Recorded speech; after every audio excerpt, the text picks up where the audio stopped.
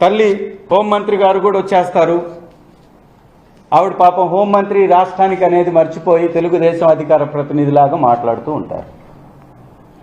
అమ్మా, కులాన్ని అడ్డం పెట్టుకొని లేదా మీకు కుల సమీకరణాల్లో భాగంగానే మీకు ఆ పోస్ట్ వచ్చింది. తల్లి, కులాన్ని అమ్మివేయకండి, కులాన్ని దిగజార్చకండి, కులాన్ని తక్కువ చేసి మాట్లాడకండి.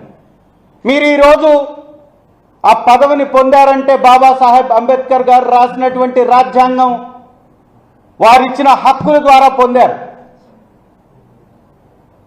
మీరు ఇవాళ దళితుల్ని కొడితే ఏమాత్రం బాధ లేకుండా ఒక విద్యార్థి, ఈ రాష్ట్ర భవిష్యత్తు అయినటువంటి విద్యార్థుల్ని రోడ్డు మీద పడవేసి కొడితే చింత లేకుండా కేర్లెస్గా మాట్లాడతారు, శిక్షలు వేస్తారని చెప్పేసి మాట్లాడుతున్నారు. నేను అడుగుతున్నా, తెలుగుదేశం పార్టీలో ఉన్నటువంటి అనేక మంది మీద కేసులున్నాయి, మీకున్న దమ్ము ధైర్యం వారిని కూడా ఇదే విధంగా రోడ్డు మీద తీసుకొచ్చి నడి రోడ్డు మీద కొట్టే దమ్ము ధైర్యం హోంమంత్రి గారికి ఉందా అని నేను అడుగుతున్నా. ఏం మాట్లాడుతున్నారు మీరు విచక్షణ లేకుండా? ఈ రాష్ట్రంలో చిన్నపిల్లల మీద మానభంగాలు జరుగుతుంటే పట్టించుకోరు. మచ్చుమర్రులో జరిగినటువంటి ఘటనకు సంబంధించిన నిందితులు, ఆ బాలిక మృతదేహం ఈరోజు వరకు కనిపెట్టలేని అసమర్థులు మీరు. ఇవాళ గతంలో మంత్రిగా పనిచేసినటువంటి మీ పరిటాల వారి ఇలాకాలో దళిత బాలికపై నెలల కొద్దీ అత్యాచారం చేసి ఆవిడ్ని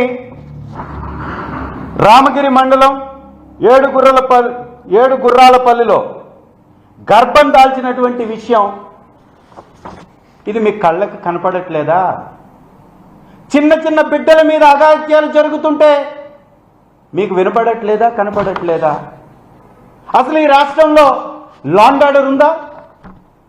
పోలీస్ వారిని ప్రైవేట్ సైన్యంగా మార్చి మీ పార్టీకి అనుకూలంగా మీ విధానాలని ప్రజలపై రుద్దే దానిలో భాగంగా వాడుతుంది. నిజం కాదా అని నేను అడుగుతున్నా.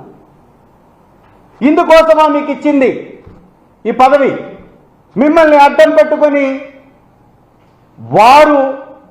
వారిష్టం వచ్చినట్టు చేసుకుంటూ పోతుంటే మీరు సమర్థిస్తారా? కొంచెమన్నా బాధ్యతతో వ్యవహరించాలని నేను మనవి చేస్తున్నా. ఒకటా రెండా? దాదాపు 700 పైన వైఎస్ఆర్ కాంగ్రెస్ పార్టీ నాయకుల మీద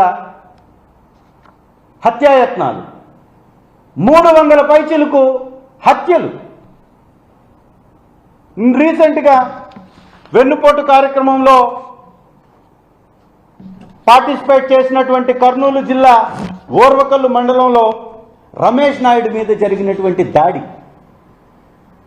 వీరు చేసిన తప్పేంటయా అంటే వైఎస్ఆర్సీపీకి అండగా నిలబడడం. మాజీ ఎంపీటీసీ అయినటువంటి రమేష్ నాయుడిని మినరల్ వాటర్కి వెళ్ళి వస్తుంటే దారి అడ్డగించి విచక్షణ లేకుండా కత్తులతో నరికి బండరాయితోటి తల మీద మోది చంపేసినటువంటి ఘటన. ఇది అధికార ప్రభుత్వానికి కనపడదు. వీరి ఆక్రందనలు, వీరి కుటుంబ యొక్క బాధలు వినపడవు. అలాగే ఎవరైతే వైఎస్ఆర్ కాంగ్రెస్ పార్టీకి అండగా ఉంటారో వారి మీద వేల సంఖ్యలో కేసులు, వారిని వివిధ పోలీస్ స్టేషన్లో కేసులు పెట్టించేసి రాష్ట్ర వ్యాప్తంగా తిప్పటం. ఈ రాష్ట్రంలో తప్పు చేసినటువంటి వాడికేమో శిక్ష పడదు, వైఎస్ఆర్ కాంగ్రెస్ పార్టీ జెండా మోసేటటువంటి వ్యక్తికి, ప్రజల తరఫున పోరాడేటటువంటి వ్యక్తులకు మాత్రం 100 కేసులు. అదేమన్నంటే ఎస్ఐలు, సిఐలు కూడా మంత్రుల మీదకి పళ్ళు కొరుకుతూ పైకి వచ్చేటటువంటి పరిస్థితి. ఎవడిచ్చాడు మీకు ఇంత అహంకారం? ఎందుకింత అహంకారం? ప్రజలు మీకు ఇచ్చింది అవకాశాన్ని ప్రజలకు ఉపయోగపడమని. ప్రజలకి ఒక ప్రభుత్వం యొక్క బాధ్యత పనిచేసి పెట్టడం. ఇది ప్రజల యొక్క హక్కు, మీ సొత్తు కాదు. అక్రమ డబ్బు మూటలతోటి సభలు పెట్టి విలువ లేనటువంటి హామీలు ఇచ్చి ప్రజల్ని వెన్నుపోటు పొడవడం కాదు రాజకీయం అంటే. అధికారం అంటే.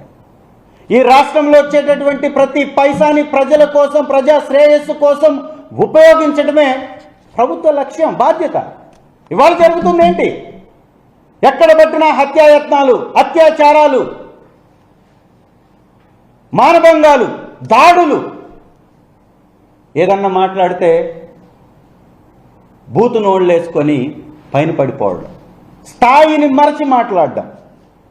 ఒక కానిస్టేబుల్పై, తిరుపతి జిల్లా శ్రీకాళహస్తిలో ఒక కానిస్టేబుల్పై ఇతను చేసినటువంటి తప్పేందయ్యా అంటే, ఎమ్మెల్యే సతీమణి డ్రైవర్ని వాడు తాగొస్తున్నాడని ఆపడమే. వాడు తాగాడని ఆ డ్రైవరు నిర్ధారించి వాడికి పెనాల్టీ కూడా వేశారు, చాలను కూడా కట్టారు. అంటే ఒక ఎమ్మెల్యే, అధికార పార్టీ తెలుగుదేశం ఎమ్మెల్యే సతీమణి డ్రైవర్కి ఉన్నటువంటి అధికార మదం ఏంటో ఈ కేసులో మనకు అర్థమవుతుంది. ఒక కానిస్టేబుల్ని ఇంటికి పిలిపించి ఎమ్మెల్యే ముందు కొడతారు.